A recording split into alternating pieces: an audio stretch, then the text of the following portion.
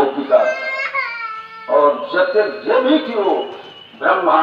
इंद्र वरुण कुबेर नाग किन्नर गंधर्व सबके मनोरथ हो कृष्णावतार में पूरा कर समझ करके आइंदा भक्त और भगवान के प्रति आप भूल नहीं कर समय से मालूम सुने एखन सबके कार्य में श्रेष्ठ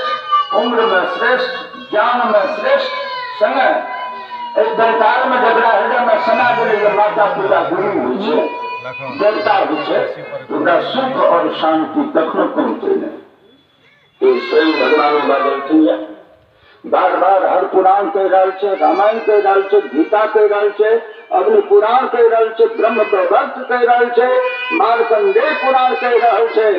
नारद पुराण कह रहा है देवी भागवत कह रहा है हम एठाम अपन शब्द का विराम लिखी चुकी आगू अबेर के समय से वो हम विशद रूप में बुझेबे एखन हम आगू प्रसंग श्लोक के आगू कर हरे ओम तत्सद हरे ओम तत्सद ओम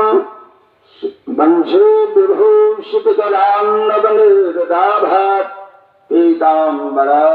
दल्लबिम्बफला धनुष्ठात्